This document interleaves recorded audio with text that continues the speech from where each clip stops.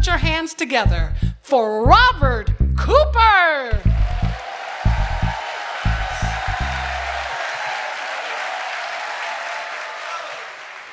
December 27th, 1997, almost midnight. Leslie is pregnant with my baby. We're leaving a sushi party. My men's group have had a celebration. I'm taking Leslie home, drop her off, and she hands me her pager. And I leave, and I take Harold McKinney a tray of sushi, because I heard that he loves sushi.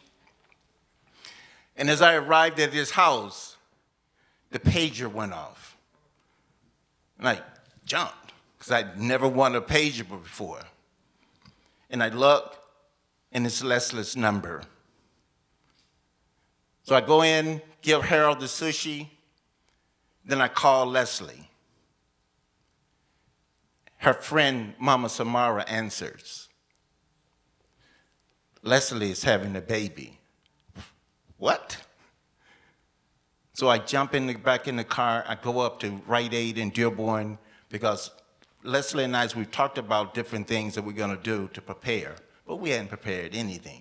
So I go into Rite Aid running around. Where are the pads? Where's the nose sucker? I'm getting ready to deliver a baby.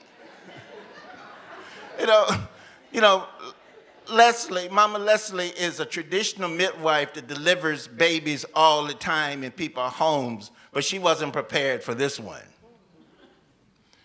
So I go back to her house, and she's sitting in the tub of water with Mama Samara standing next to the tub. Samara and I take her out the tub and let her sit on the commode. Then I look, oh shit, I see the head. Then, I get in front of Leslie and she's trying to slap me, and I start walking backwards, walking her to the bedroom, and Mama Samara's behind her. And someplace between the toilet and the bedroom, Mama Samara catches the baby. And we take her to the bedroom, put her on the futon. Then she, Leslie, instructs me, cut the umbilical cord. I got the scissors and this rubbery thing, and I'm cutting. And then she says, get the nose sucker. Suck out his nose. So I get this blue rubber nose sucker, and I did it. Now, the thing is, Leslie and I had broken up before she got pregnant. And before we had a fight in the Smoky Mountains where she broke my glasses. So anyways, we have this boy, there's this boy, and both of us are excited. And we was talking, we were working together. We were talking about how we're gonna co-parent, he's gonna have my last name. But then the DNA test comes. No, he's my baby. 99.9% is my baby.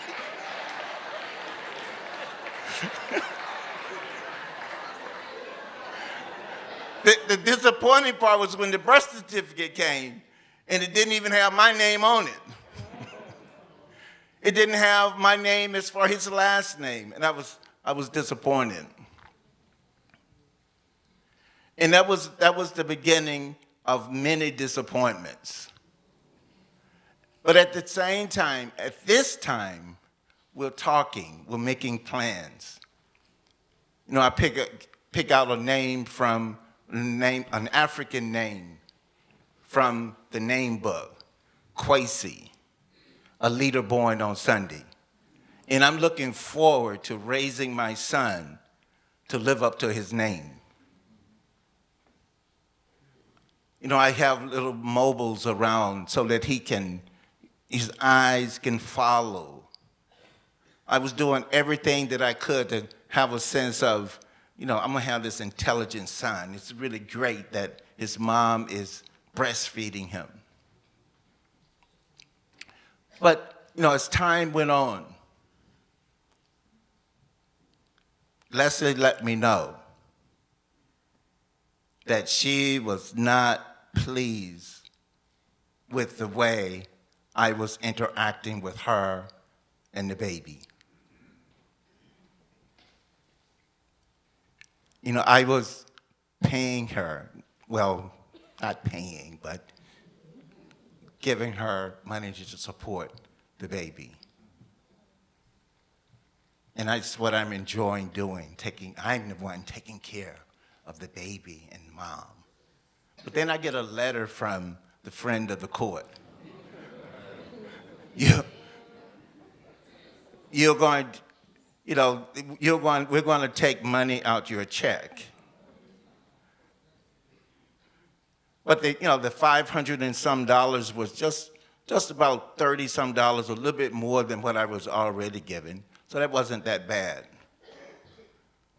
But at some point, I became really dissatisfied with how I thought the money was being used. When I looked at my son, I thought he looked a little raggedy and tattered for $500.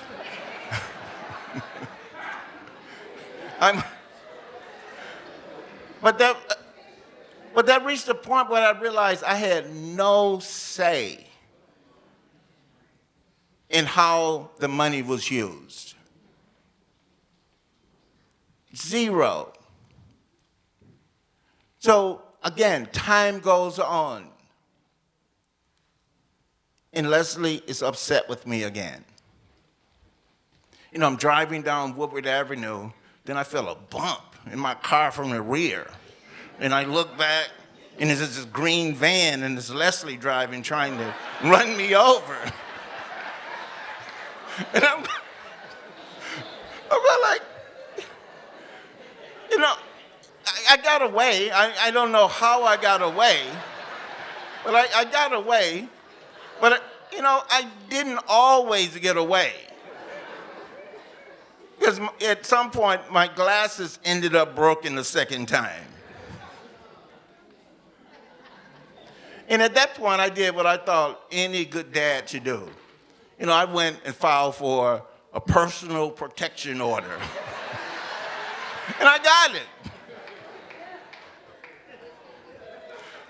But the problem was, okay, I had this commitment to seeing my son. I had this commitment to making sure I raise him. Now, I'm going to get him.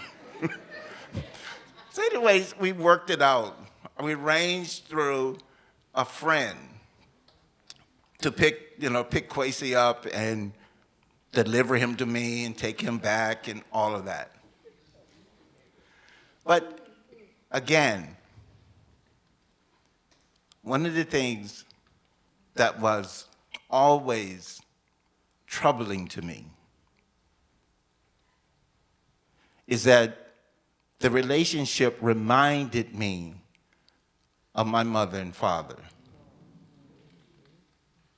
See, my mom used to kick my dad's butt. Then the police come and they take him to jail. And I had already made up my mind as a little kid. This is not going to be me.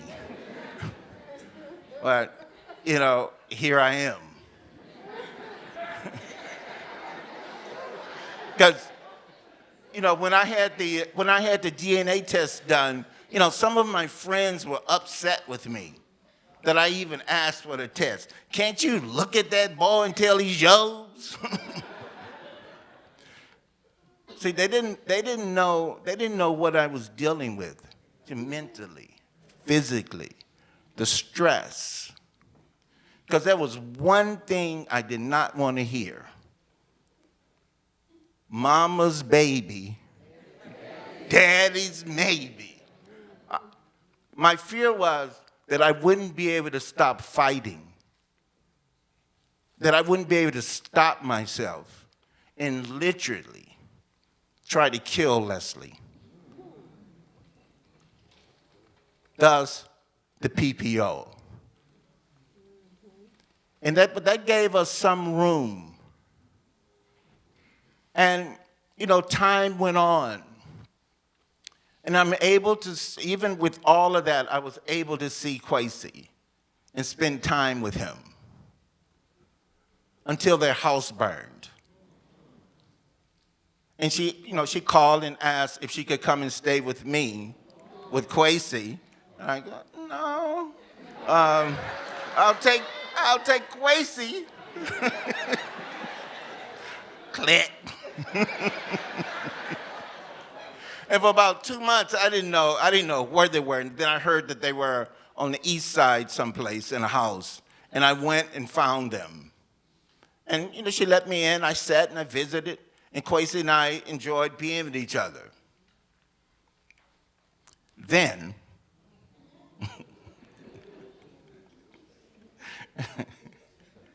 no, we really, Kwesi and I really do enjoy being with each other. Because my commitment to him throughout his whole cycle of life, including now, is to not allow anything come between our bond and thank you. Nothing that could come between our bond and the trust that we had built. There was a point where there were lawyers who said, you could take her to court as an unfit mother. Even though I was afraid, I just couldn't do that. To try to bring charges, proof that my son's mother was an unfit mother. Plus, I just had a belief that it was important that he experienced the life of his mother, regardless if I liked it or not. And that's what happened. He experienced the life of his mother. And he has, to this day, both of his parents in his life. Both parents. Well, when he was about 11, Leslie moved across the state to the west side, a city called Cassopolis, was with her farmer boyfriend. And Kwesi I would call Kwesi, and he would answer the phone. Hello.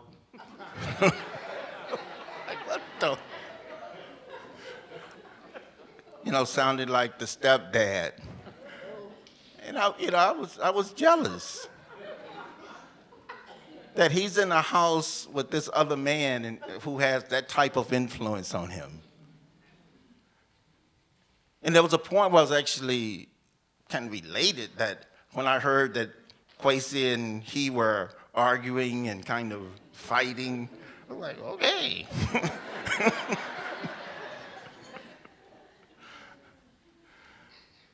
But I was also excited that Kwesi was exposed to farming, became a member of the Future Farmers of America. And thank you. And, and I was able to participate in helping him to write prize-winning speeches and essays.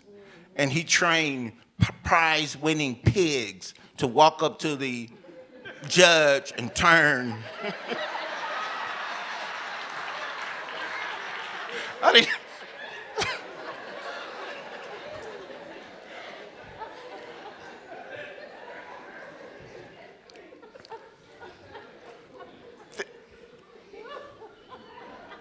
So that was the life. But the other part of it was, there was also a time when he had learned to shoot shotguns. All of it.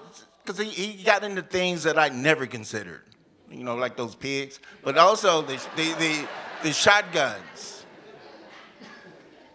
One day he comes home, Dad, he wants to go to the Romulus Gun Club because there's a class there for kids to get to do their safety classes. He did it, he completed, and he got his license that day. And by the time he was 15, he had 3 shotguns. But again, my commitment was to support him in whatever he committed himself to, because I trusted him. And this is part of that trust. Me knowing who my son is and what our relationship is. And I didn't have to worry about waking up one morning and he's standing up, okay, Dad.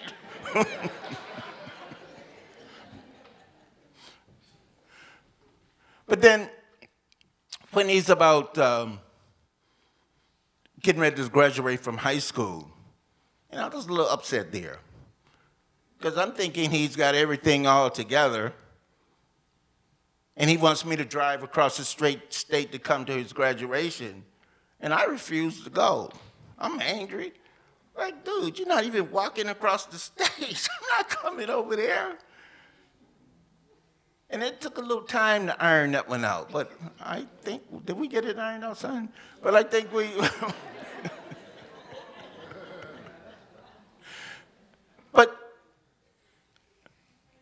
But he graduated.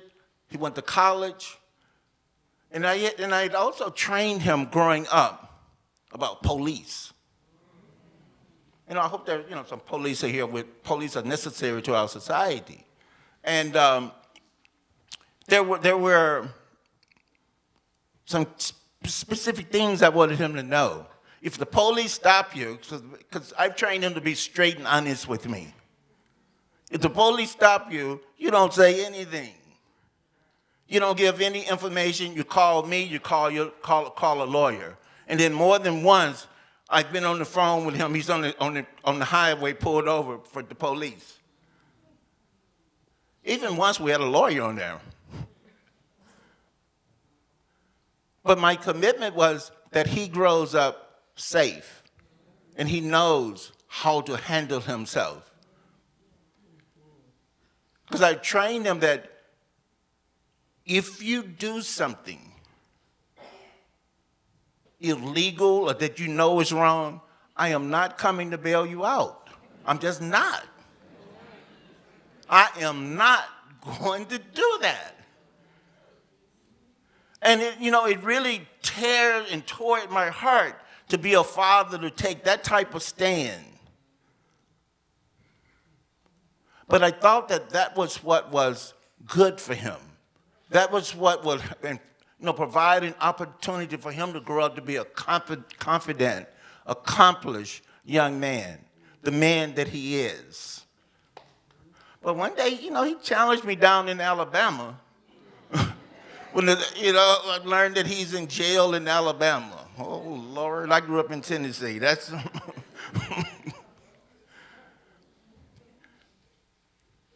And, he had done something. So that meant that word that I gave, this is what I'm honoring. I'm not bailing you out. I'm not paying any fines. But when it came time for him to be in the court, his mom and I, we were sitting there next to each other. Because it's important that to at least show that type of support and love. And my job became, I'll just make sure he pays whatever he has to pay on time so that he doesn't have a record. So I don't know where he got the money from, where he got the bail money from, the fine. I just know it wasn't on my dime. And that's not to be bragging. That is the stand. That's the commitment. That's the word that I gave. And it's important that I not waver. It serves him no good, and it doesn't serve me to waver. Then, more recently, In fact, last year sometimes, around March 2022, sometimes in there, he asked me about, Dad, do you want to go to Ghana with his youth group? Yeah, I want to go. You know, I got the time, I got the money, I got to have the desire, opportunity to go to the motherland, the opportunity to travel internationally with my son. But then, you know, a few months passed. Son, how's your preparations coming? Oh, Dad, I need some money. I need this. I got to get the time. And I was like, okay, I'll pay half your airfare. You know, that didn't move things along. So, okay, I'm going. You've wakened something in me. I am going. I got my schedule open up. I got my visas, a plane ticket. And instead of going 2 weeks, I went 6 weeks. Instead of going to one country, I went to 3 countries. So, thank you, son.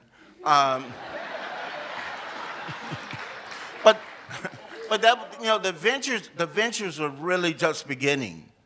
Because at the end of last year, a woman who I had been in love with when he was 2, and nothing happened, but she seemingly just came back in my life from nowhere. You know, my late wife had died in February 2020 from heart complications. And where I was is I'm never going to get married again. I'm not going to even be in a committed relationship. Then there she is. And I'm walking around like a big smiling light bulb. and Kwesi he is happy for me. Said, Dad, I am happy for you. I see you doing something that I don't do. You're actually taking the time to build a relationship. He even said in her presence, why don't you call for her while you're in Africa? And I gave it some considerations. I looked at some tickets, but it didn't work out. And I told her, and it seems that she understood. And I'm in West Africa, we're talking every day. Come back January the 14th, she picks me up at the airport. January 15th, she lets me know that all those plans we were making about the future, and nothing happening, brother. I'm like, what? Then a few more months pass, and I check in with Kwesi. You know, once I got through my heartbreak and misery, and I remembered he had been involved in this relationship. So I check in with him, like, how are you doing? Because I wanted to make sure that he wasn't sad just because I had been sad. We had a short conversation, then he texted me. Dad, I don't know where this came from. Do with it what you please. Remove any expectations remove any expectations or pressures about your relationship with Antoinette. Just be friends if you like. And just wait until the relationship line up on both ends. It's going to take patience, but you got it. I love you.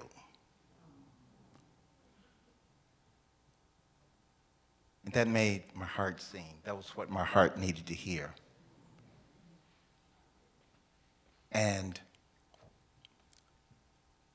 I was just relieved that he didn't have any bitter feelings towards Antoinette.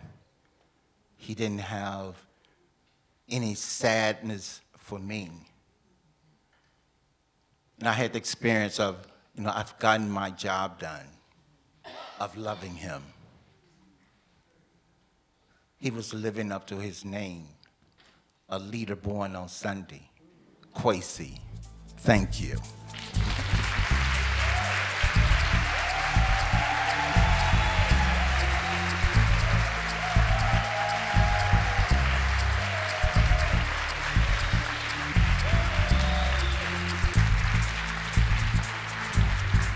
Robert Cooper.